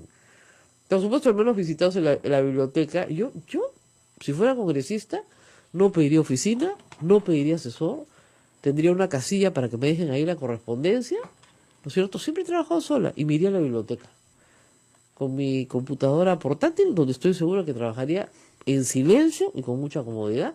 Y haría todos los dictámenes que tengo que hacer sola, ¿no es cierto? De verdad, si toda mi vida he trabajado sola. Todo lo que ustedes ven mío es sola. No entiendo por qué estos señores tienen que... Imagínense, ya conociendo la competencia en nada de teta, por lo menos por lo que dice como Trump, Claro. a esa congresista le dan para que escriba, ¿no es cierto?, la acusación al fiscal de la nación. Ahora, ventaja para el fiscal de la nación, ¿no? Porque Dios sabe qué saldrá. Acá me están diciendo, no es posible, 1.500 soles a cada uno, son 6 millones en total. Sí, señor Mike Maldonado, 6 millones de soles. 6 millones de soles en canastas navideñas. Feliz Navidad. Jo, jo, jo. Y después se quejan de lo que gasta el Estado porque viene el Papa. O sea, 6 millones de soles en canastas navideñas. ¿Ya? Entonces, Eso es una cosa pues impresionante, ¿no? En fin, quiero hacer mención a otra noticia que es la no noticia. Hay no noticias, pues hay cosas que no son noticias porque... La Sociedad Dominica de Medios de Comunicación, Sodomco, presenta A Pensar Más con Rosa María Palacios. 8 de la mañana, 1 minuto. Bienvenidos amigos. Esto es A Pensar Más en su edición de hoy, martes 28 de noviembre del año 2017. Rosa María, buenos días. Muy buenos días amigos, muy buenos días a todos los que nos escuchan en todo el Perú. Bueno, la atención del público peruano está en un solo lugar. El sorteo en Rusia, pues ¿dónde más? ¿No es cierto? Porque yo converso con quien nos toca, si nos toca, no nos toca, nos puede tocar con Rusia, entonces jugaríamos el partido inaugural, no importa que perdamos, ¿ya? Pero igual pues, estamos en el partido inaugural. Es decir, hay una cantidad de especulación increíble. Ricardo Gareca ya partió a Rusia y hasta allá, con los periodistas que lo están acompañando, por cierto, porque el sorteo efectivamente es un evento muy importante. Este viernes en Lima será a las 10 de la mañana, pero desde antes pues habrá seguramente transmisiones especiales y todos estarán de acuerdo en que no importa cuál sea la suerte que nos toque, es la que nos tendrá que tocar. Ahora, yo solamente les digo una cosa, han debido llevar al presidente Kuching, porque ese hombre es lechero, ¿ya? Entonces nos toca una fácil, o sea, obviamente te va a tocar con uno de los de la cabeza de serie, que son los mejores, ¿no es cierto? Entonces, el anfitrión y los mejores. Y luego te tocará, bueno, con uno facilito y uno más o menos. Ese más o menos es al que le tienes que pelear para poder pasar a la siguiente etapa, porque pasan dos. Eso es. Pero, si nos tocan dos facilitos, pucha, no estaría mal, ¿no? Ahora, todos los que han llegado ahí, han llegado y por algo, ¿no? A alguien ya le han ganado. Entonces, no olvidemos cómo hemos llegado nosotros, que hemos sido los últimos en llegar, ¿no? Cuando la puerta se estaba cerrando. La puerta estaba cerradita, ahí colgadito la puerta entramos. Entonces, bueno, va a haber mucha atención al fútbol nuevamente entre el jueves y el viernes, por cierto, y no les puedo contar todo el fin de semana. Una vez que se sepan quiénes son los contrincantes, no se hablará de otra cosa durante meses, ¿no? Y sobre con quién deben jugar los amistosos y cómo deben jugar los amistosos. Ayer escuché a Juan Carlos Aulitas, que es un hombre muy sensato, la verdad, y creo que le aporta mucha sensatez al fútbol peruano, explicando que no había muchas fechas para los amistosos y que hay una fecha doble en marzo, porque los clubes, digamos, en todo el mundo tienen que permitir que sus jugadores participen en esto, y luego hay unas fechas en mayo, fines de mayo, y el Mundial ya empieza en junio. Así que no hay mucho tiempo para que el equipo juegue como equipo junto, pero de todas maneras están haciendo todo lo posible para que esto suceda, lo cual me parece muy, muy serio y muy interesante, ¿no? Lo interesante también del tema es que hay varios equipos del mundo y con fama mundialista que quieren jugar con el Perú, por lo menos en amistosos, ¿no? Qué milagro, Eso es una buena noticia. Bueno, sin duda. Estados Unidos ha dicho que en la fecha que queramos, Ajá. eso es lo que dijo Juan Carlos Oblitas, Estados Unidos no va, ha sido descalificado, pero Estados Unidos es una selección que ha asistido a los últimos mundiales. México, que sí va, está también pidiendo jugar con el Perú, lo cual es estupendo. Entonces, claro, no vamos a jugar contra Papúa Nueva Guinea, pues no vamos a jugar contra equipos que más o menos, con todo respeto, pues Papúa Nueva Guinea es precioso, pero no son muy buenos en fútbol, no jugamos contra Samoa, ¿no? Ese tipo de cosas. Ahora, lo que decía muy inteligente, muy sensato Juan Carlos Solitas es que los amistosos se pactan dependiendo de con quiénes vas a ir a la primera ronda. Correcto. ¿No? Entonces, si vas a ir con los europeos, pues mejor buscarte unos rivales europeos, si vas con americanos, mejor buscarte unos rivales americanos, que tiene toda la lógica del mundo. Así que... de ahí la importancia del sorteo de este viernes. Pues. Claro, entonces, lo que pasa además, bueno, chicos, como ustedes no han ido nunca a un mundial... mira la cara de tristeza. No. Sí es importante porque eso es lo que te marca, digamos, el devenir de la noticia deportiva durante 3 meses, o 4, ¿no? Hasta que llegue el mundial, ¿no? Ahora, a mí me gusta este momento. El problema es que después vamos a tener que jugar los partidos. Este es un bonito momento, gócenlo. Toda esta onda del sorteo, es un bonito momento. Hay que disfrutarlo. Ayer dijo Juan Carlos Obrito una cosa que me gustó. Primero vamos a disfrutar el Mundial y después también vamos a competir, porque somos competitivos, queremos competir. Pero, digamos, deténganse un momento y disfrútenlo. Hace 35 años que no vas a un lugar, es bueno que puedas ir, ¿no? Entonces, y a él le tocó jugar también sus mundiales, entonces sí, claro, está ahí. Bueno, regresemos a las noticias menos gratas, ¿no? Menos felices. Ayer ha causado a algunas personas indignación y otras risa, a mí mucha risa, la verdad, que hayan designado a la congresista Karina Beteta como la responsable de elaborar el informe acusatorio del fiscal de la Nación ante la comisión permanente. Y a mí me da risa porque yo no creo que la señora Karina Beteta sea capaz de hacer eso. O sea, es una tarea pues que excede sus posibilidades. Ahora, siempre tienen buenos asesores, ¿no? Por eso es que el Congreso tiene más de 3.200 trabajadores, me he entregado ayer, y 600 personas de seguridad. O sea, en total, más no sé cuántos casos. Son 4.000 trabajadores en el Congreso para 130 personas. Mira acá eso. Mira. ¿Cuál es el ratio ahí? 30 personas por congresista. Más de 30 personas por congresista. ¿Ah? Mira la cara de todos acá. ¿Saben por qué me he enterado? Porque además de esta historia de la señora Beteta, me he enterado que les van a dar a cada uno de ellos ¿cómo diríamos? Un bono por Navidad, que no es una canasta, no es una canasta, nada de trago, nada de alcohol, nada de pasajes. ¿Qué pasa? 1.500 soles para cada uno por Navidad. Mira la cara, acá nuestra. Sus sueldos no son muy sencillos, muy humildes como para que necesiten de pronto. Y no hay nadie en el Estado peruano que reciba una canasta de 1.500 soles. No, pues. Nadie. Ahora, claro, dice, es que se lo entregamos a todos, desde el que lo recibe en la puerta hasta el congresista. Claro, pues, para que todos estén contentos, pues. Obviamente, si todos somos parte del crimen, ¿no es cierto? ¿Por qué no vamos a molestar? Y claro, no es ilegal, no estoy diciendo que el crimen es una broma, pero no estoy diciendo que sea ilegal, lo cual pero sí es una falta de respeto a todo el resto del Estado peruano, pues. ¿Acaso en las municipalidades más humildes del Perú, que son Quito número 3, que corrobora lo que dice el 1? Entonces, si es la misma persona, ¿cómo puede corroborar lo que dice él mismo? Obviamente la Fiscalía todavía no responde, pero hay un pedido formal de esclarecimiento de estos hechos, que la verdad que ya, si son así, ya pues es un descaro completo, ¿no? O sea, no puedes dejar pasar eso por alto, ¿no? Es una cosa increíble.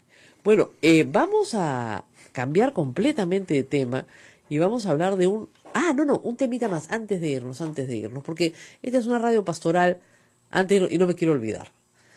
La Universidad Católica San Pablo en Arequipa tenía unas charlas de TED, que es una organización mundial, ¿no es cierto?, de divulgación de ideas. ¿Ya? Es una linda experiencia TED porque permite a través de Internet divulgar en audiencias pequeñas, con asistencia público, ideas a veces muy motivadoras y retadoras, ¿no es cierto? Entonces, TED Characato, que es un grupo de TED de arequipeños, había solicitado las instalaciones de la Universidad San Pablo de Arequipa, porque la universidad era además auspiciadora de un evento. Y entre otros invitados tenían al ministro de Cultura, ¿no es cierto? El ministro Salvador del Solar. El ministro Salvador del Solar es laico, no es religioso, esto no es un evento teológico, ¿no es cierto?, donde normalmente se vetan a los invitados por el obispo, en fin. No, esto era un evento absolutamente cultural. Bueno, la Universidad Católica de San Pablo vetó la presencia del ministro de Cultura, Salvador Solar, por haber por haber puesto en su sitio al obispo Javier del Río, cuando le dijo que Cristo había dicho que había que amarnos unos a los otros y no unos a los unos. Eso fue lo que le dijo. Y en realidad el ministro Salvador Solar en ese punto tenía la razón, porque eso fue lo que dijo Cristo.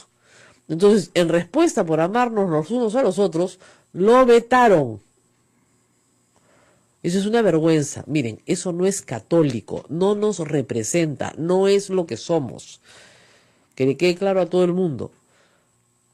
¿ok? Eso no es la Iglesia Católica, ese es un obispo y una universidad que hacen una estupidez, pero que no representa a todos los católicos, a mí no me representa y no creo que represente a la mayoría de los católicos. Menos vetar a una persona que va a hablar de cultura, por una venganza personal del obispo, porque no le gustó que lo pusieran en su sitio. Y lo pusieron en su sitio, pues, lamentablemente. Bueno, ya lo conté, regresamos a nuestra historia.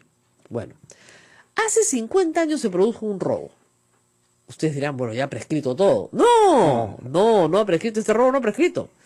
Se produjo un robo, pero un robo inmenso y masivo. No fue chiquito el robo, fue gigantesco. Y el ladrón, ¿sabes quién era? El Estado peruano. Sí. ¿Ok? Los robados le dijeron al ladrón, oye, me tienes que devolver lo que me has robado. Y esta es la historia de cómo durante 50 años el ladrón no pagó lo robado. Estamos hablando de los bonos de la reforma agraria. Se los he puesto de una forma mucho más, como les digo, periodística, pero es así. Cuando se inicia el proceso de reforma agraria, en el primer gobierno de Belaúnde, porque Velasco lo profundiza, pero lo inicia Belaúnde, estamos hablando del año 66, 67, todo el Perú creía que la salvación del Perú era la reforma agraria. Porque así nos ha pasado, ¿no? Creemos que determinada cosa es la salvación y al final no lo es. Bueno, hemos tenido varias utopías de ese tipo. Entonces se expropian miles de hectáreas de sus propietarios para entregárselas a cooperativas, comunidades organizadas, los campesinos, lo que fuera. Muy bien, eso trajo pobreza al campo, migración a la ciudad y una serie de fenómenos sociológicos. Pero lo cierto es que la Constitución que estaba vigente de 1933 decía claramente que la expropiación tenía que realizarse con el pago del justiprecio, un precio justo. Es decir, un precio comercial, no vas a ganar, no vas a perder, te van a dar una equivalencia entre lo que tienes, ¿no es cierto?, y lo que te están quitando. Muy bien, hasta ahí todo muy bien. ¿El Estado tenía plata? No tenía plata, el ladrón nunca tiene dinero, porque se lo está gastando en otra cosa. Entonces le dijo a cada uno de los robados, no te preocupes, yo te voy a dar un bono. Y tú me vas a cobrar ese bono después, cuando tenga plata. Y ese después se alargó infinitamente y estos señores que tienen sus bonos fueron al Poder Judicial a decir, oye, el Estado me tiene que pagar. Y fueron al Poder Judicial y fueron al Tribunal Constitucional y ahí donde fueron ganaron, porque obviamente el Estado les tenía que pagar. Todo iba muy bien. Llegaron hasta el Tribunal Constitucional. Y resulta que el Tribunal Constitucional dijo, sí, claro, por supuesto, si les tienen que pagar. Pero vamos a hacer una fórmula para calcular cuánto les tienen que pagar. ¿Ok? Ah, bueno, sí, pues claro, hay que hacer una fórmula, ¿no? Porque mis 300 hectáreas de arroz, pues algo tendrán que valer hoy, ¿no? Muy bien. Entonces, si tus 300 hectáreas de arroz hoy día valen, por ponerles un ejemplo, 30 millones de dólares, ese es tu terreno, baratito, ¿ah?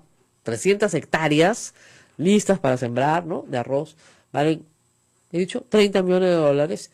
La fórmula acordada entre el Ministerio de Economía y el Tribunal Constitucional te da 300 dólares. ¿No me estás escuchando, Ismael? Estoy escuchando. Reacción. O sea, 30 millones de dólares, ¿ya? Yo, mi fórmula, te tocan 300 dólares. Es decir, ya te robé hace 50 años, ahora te voy a robar 2 veces. Porque te voy a dar una propina por tu bono. Claro, ahora entiendo la presencia de nuestro invitado. Exactamente. Para eso está aquí Carlos Anderson, economista, exdirector de CEPLAN además, y vamos a hablar justamente de los bonos de reforma agraria. Porque, por lo que me han contado, hay 2 grupos de bonistas y hay un 20% de los bonos en manos de un fondo de inversión, que dijo a gente que estaba harta de tenerlos, yo los vendo, los castigo, o sea, los vendo a un precio bajísimo, claro, pero ya me salgo de ellos. Entonces hay un fondo de inversión que tiene el 20% de los bonos y otros bonistas, ¿no es cierto?, que tienen sus bonos hace años, estoy hablando de 50, 45 años, 40 años como mínimo, que termine el proceso de reforma agraria en el gobierno Morales de Bermúdez. Estamos hablando de la dictadura militar. Doctor Anderson, lo he hecho a toda velocidad para que la gente entienda. No tienen a un futbolista involucrado, ¿no? Ayer una niña, porque tienes que ser una niña para que te pase una cosa tan horrible, de 16 años en Puno, se suicidó. Esa noticia podría ser perfectamente privada y no merecería mayor comentario, salvo que la niña se suicidó porque fue violada por 3 militares mayores de edad, que están sindicados con nombre y apellido y que están en una investigación que por supuesto no concluye. La niña fue violada hace meses y el Ministerio de Defensa no tiene una respuesta, por lo menos en el fuero militar, para la conducta de estos 3 salvajes. Obviamente, a pesar de la terapia que le dieron sus padres, a pesar de todo, en la noticia está en la República, la niña no pudo soportar la culpa que tenía, en fin, las pesadillas que tenía por este espantoso hecho y se suicidó, violada por 3 militares. ¿Qué hace el Estado peruano? 3 militares que son parte del Estado peruano. Obviamente la niña no es voleibolista, la niña no estuvo esa noche con un futbolista de la selección peruana, no le van a dar ni 2 minutos en una nota cortita suelta por algún lado. Yo espero que en Puno obviamente le den mucho más atención al proceso, a los militares que la violaron. 3 hombres. ¿Y estaban presos estos hombres? No, la información, no, están en investigación. Obviamente, imagínese usted la presión sobre esa niña. Claro, claro que sí. La presión que debe haber sobre esa niña, que no les arruine la carrera, que no diga nada. 3 militares la violaron de manera conjunta. ¿Dónde está el ministro de Defensa? Ahí sí quiero escuchar a la ministra de la Mujer, diciéndole al ministro de Defensa, oiga, ¿qué está haciendo usted en su instituto para que 3 militares no violen a una niña de 16 años y la niña se suicide? O sea, ¿qué pasó aquí? La chica se señala en la nota de la República que sí recibió atención psicológica, no sé si la suficiente, si la constancia, si la perseverancia en el tratamiento hubiera ayudado más, no lo sé, no tengo los detalles, eso pertenece a la vida privada de la familia, pero lo que sí sé es que hay 3 militares mayores de edad que han violado a una chica de 16 años y la chica se ha suicidado, de 16 años, y eso no es noticia, pues. En cambio, una tragedia en la cual muere una señorita de manera accidental o de manera natural, no lo sabemos todavía, donde no hay todavía sospecha de homicidio, merece horas de televisión, incluyendo el interrogatorio periodístico a menores de edad. Y una señorita que se suicida habiendo sido violada por 3 militares, eso no merece ninguna atención. A ver, ¿dónde están nuestros valores, coleguitas? ¿Dónde está lo importante y lo irrelevante? ¿Dónde es donde tenemos que incidir para que la violencia cese? O sea, ¿dónde? Está obviamente al lado de los más débiles. ¿Y quiénes son los más débiles? Una niña violada por 3 militares, pues ¿quién va a ser la más débil? ¿Y dónde está el castigo para esos hombres que, reitero, están identificados con nombre y apellido y están investigados? ¿Y dónde está el ministro de Defensa diciendo qué hace cuando los miembros de su instituto salen a violar? Porque creen que tienen derecho a hacerlo. O no hay ninguna respuesta del ministro de Defensa. Porque no la ha habido. Si esta chica no se suicida, ni nos enteramos de que ha sido violada por 3 militares. Entonces, a ver, ¿dónde ponemos las cosas que son verdaderamente importantes en la sociedad peruana? Pongámoslas donde tienen que estar, del lado de los más débiles. El periodismo tiene que estar al servicio de los más débiles. ¿Quiénes son los más débiles? Las víctimas. Y acá tenemos una víctima de la violencia que acaba con su vida en una decisión dramática porque no puede seguir viviendo del dolor que tiene por el daño que le han causado. Y los causantes de ese daño no tienen ningún castigo hasta el día de hoy. Ningún castigo. Yo no digo que el castigo compense el daño sufrido, ojo, porque son años para salir de lo que es un acto espantoso. Imagínense ustedes que a los 16 años, a su hija de 16 años la violen 3 militares, mayores de edad. A ver, piensen ustedes ¿dónde estarían en este momento? Y eso no se dice una palabra en Lima. Eso no es noticia. Entonces, prefiero ponerlo yo por delante. Le agradezco a la congresista Pariona, que es la que la puso ayer en Twitter, y yo entré luego a la República a buscar la noticia, y gracias a ella he tenido conocimiento de este hecho, porque si no, ni idea, hubiera pasado completamente desapercibido. La violación se habría producido el 30 de abril. Exactamente. 7 meses. ¿Quién aguanta, pues? O sea, ¿qué chica joven puede aguantar tener esa injusticia encima, ver que no hacen nada, que los tipos están paseando, que no les pasa nada, tú sigues yendo a tu asistencia psicológica y además te tienen que convencer de que no es tu culpa, porque la sociedad te dice que es tu culpa, que si te violan es tu culpa, porque ¿para qué estuviste ahí? ¿Para qué ¿cómo es? ¿Para qué te sacaste las figuritas? ¿No? En fin, vamos a la pausa y vamos a cambiar nuevamente radicalmente de tema, porque vamos a hablar de una historia antigua, muy antigua, pero antiguísima, más vieja que yo, no tanto, pero casi como yo, tiene mi edad. Vamos a hablar de una historia de 50 años, pero que tiene que ver, sí, es vieja, o sea, mira, acá es vieja, pero tiene que ver con un robo. Ah, sí, este es un robo de 50 años. Un robo sin cobranza aún. No les voy a decir más para que se queden al pendiente. Vamos a la pausa y regresamos.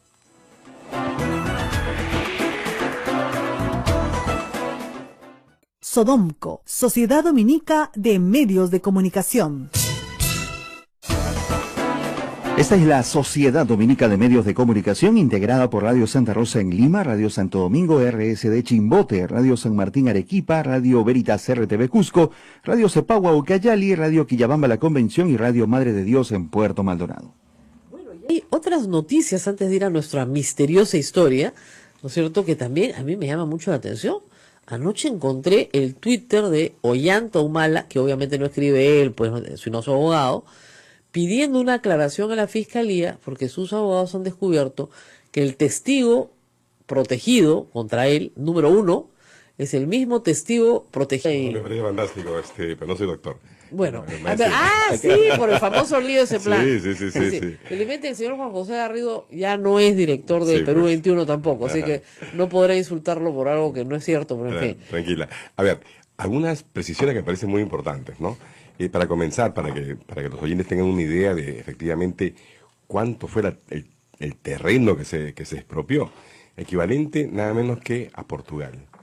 Claro, Eso fue lo que se expropió. Claro, pues. Equivalente a Portugal. Ahora, un país completo se todo expropió. un país se expropió. Segundo, el Estado, efectivamente, el gobierno militar, cumpliendo con la Constitución del año 33, dijo sí, bueno, voy a compensar, una mínima parte, pero voy a compensar y voy a pagar con bonos. Y emitió un total de 13.500 millones de soles oro, que era la moneda de la época, ¿no? Ahora, de esos 13.500 millones de soles oro, el Estado peruano ha pagado, o sea, una cosa bien interesante, el gobierno militar del señor Velasco y después Morales de Bermúdez y hasta un poquito de los años 80 de gobierno nuevamente de Belaúnde, hasta el año 84 más o menos, pagó en total 11.000 de esos 13.500 millones de soles oro. Así pagó. Claro, o sea, el 80% de la deuda agraria ha sido pagada. Pero eran estos cupones que iba sacando del bono. Se iba pagando los cupones, que es como decir el interés, pero también muchos de los, digamos, de los grandes hacendados fueron los que rápidamente resolvieron su problema a través de obtener del Estado otros bienes de carácter industrial, etcétera, ¿no? Entonces, los grandes, como siempre sucede en el Perú, resolvieron rápidamente su problema. Los que se quedaron con el problema son los que tenían, pues, 200 hectáreas, 300 hectáreas, 1.000 hectáreas, o sea, realmente los pequeños minifundistas, ¿no? A ellos, durante muchísimos años, efectivamente, en el Poder Judicial, han ganado una tras otra batalla, pero claro, eran victorias pírricas porque no había cobro, ¿no? Exactamente. Y después, en el año 2001, existe esta sentencia del Tribunal Constitucional que realmente tendría que haber cambiado todo, porque fue una sentencia en el más alto nivel y dijo de manera inequívoca el Tribunal Constitucional 3 cosas. 1, estos bonos existen, porque había quienes decían, bueno, ya dejaron de existir, la inflación se los comió. No, los bonos existen. 2, constituyen una responsabilidad inmanente del Estado peruano. y 3 tienen que ser pagados de acuerdo con la teoría valorista, que es básicamente de reconocer el valor intrínseco de los bonos, ¿no? Y el costo de oportunidad que significa el no haberlos Claro, usado. el valor intrínseco de los bonos es que el bono representa un bien. Claro. O sea, ese bono representa una cosa. Entonces, no es el valor del papel, sino lo de la cosa. Exacto. El que tiene que determinar cuánto vale el bono. Porque ustedes se imaginarán los soles oro. Oh, por supuesto. Claro, pues hace 40 años, claro. con 2 hiperinflaciones, pero con la hiperinflación de Alan García, Claro. o sea, no vale nada. O sea, a soles, digamos, reales no vale nada. Claro, pero hay formas en las que Exactamente. los economistas logramos, digamos, corregir eso. Es un poco, mira, es como tener un vaso con whisky. Claro. Si tú lo dejas allí en el tiempo, el whisky se va evaporando, ¿no es cierto? Así es. Ese es el efecto de la inflación, del paso del tiempo. Entonces, dice, bueno, yo te voy a devolver tu vaso de whisky, Claro. pero lo tengo que llenar. Claro, ¿verdad? además hay una Y tengo cosa compensártelo. además hay una cosa que es interesante. La tierra no se deprecia. Claro, se La tierra aprecia. sigue siendo la tierra. Es lo magnífico. Por eso cuando se invierte en inmuebles es una buena inversión, porque la depreciación no existe. O en un edificio sí, pero en la tierra no tiene depreciación. Exacto. Entonces, porque la tierra sigue siendo la tierra. Pero siguiendo con esta línea de tiempo, el 2001 entonces se da Muy bien, victoria. esta sentencia, victoria, mucha gente incluso fueron a visitar a las tumbas de sus padres, a decirle, y estas son historias que me han contado, ¿no? Se hizo llorando, justicia. se hizo justicia por fin. Pero ¿qué pasó? Que no se hizo justicia, porque entre el 2001 y el 2013, los diferentes gobiernos, ¿no? De Toledo, García, Humala, se hicieron sordos, los sordos, no escuchaban nada. No, aquí no pasa nada. Entonces, los bonistas acudieron nuevamente al Tribunal Constitucional y le dijeron, mira, o sea, ya no sé qué hacer. En ejecución de sentencia, dime. Exacto. Y ese fue el tribunal que presidía Urbiola. Exacto, ¿no? Y ahí empezó el lío más grande del Allí- mundo. Agárrense porque el doctor Anderson nos va a contar Claro. qué pasó. Claro, allí, durante un año, de 2012 a 2013, se trabajó una resolución, un proyecto de resolución que reflejaba correctamente el espíritu y la letra de la sentencia, ¿no? Del año 2001 del Tribunal Constitucional. Es decir, desarrollaba toda una metodología para que el Estado pagara, devolviéndole a los bonistas el valor intrínseco de sus bonos. Pero después sucedió que de repente, como pasa tanto en el Perú, se filtró que ya estaba a punto el Tribunal Constitucional de emitir una resolución de ejecución de sentencia en ese sentido. Eso no le gustó nada a las autoridades económicas de ese entonces, como al ministro Castilla, ¿no? Que fue, le tocó la puerta, según tengo entendido, al presidente, y el presidente salió, y esto sí no hay ninguna duda, porque salió en televisión prácticamente a amenazar a los jueces del Tribunal Constitucional, a decirle que no se atrevieran a tomar decisiones que pudieran realmente El afectar, miedo era que ¿no? iban a quebrar al Que Estado. iban a quebrar al Estado, claro. Y entonces uno decía, pero a ver, y yo... Porque si tú te expropias Portugal, digamos, y tienes que pagarlo, Claro. claro. Pero como te digo, el 80% de la deuda ya había sido pagada, así que lo que queda es un cachito. Pero no es, un pero- cachito. pero en términos de teoría valorista, digamos, es bastante plata. Claro, estamos hablando, mira, según los diferentes estudios que ha habido, incluyendo algunos del Congreso, etcétera, esto más o menos vale cerca de 5.000 millones de dólares. Claro. Entonces De 5.000 dólares. millones de dólares suena un montón de dinero, pero estamos hablando de una economía como la peruana que al año vende, produce, ¿no? Unos 200.000 millones de dólares. Es decir, estamos hablando de un 2% y algo del PBI, ¿no? Y además la otra cosa que me explicaron, pues yo me reuní con los bonistas, me decían, nosotros no queremos que nos paguen de golpe. Por supuesto que no. Podemos pedir que en un plazo de 10 años nos cancelen todos los bonos. Que es como se han resuelto todos estos problemas en diferentes partes del mundo. Así es. Los estados soberanos emiten un bono soberano como los que el Perú emite todos los años. Todos los Así años emite es. como 5.000 millones de dólares, todos Así los es, años, claro. sin ningún problema. Va y se endeuda, ¿no? Entonces, que emite otro igual, que a 30 años, a 50 años, podría ser incluso a un centenario, mira, ya que tenemos tan buen Claro. crédito, a 100 años. Y el impacto fiscal va a ser mínimo. Pero lo interesante aquí es que se genera toda esta imagen de que, uy, esto va a quebrar al Estado, sin ningún estudio, ninguno. Es simplemente meter miedo. Y bueno, meter miedo por un lado y hacer uso del bullying político, porque de inmediato el presidente, a través de su asesor jurídico, ¿no? Visitan al Tribunal Constitucional, al señor Urbiola, y de una manera milagrosa, en el espacio de 24 horas, aparece una resolución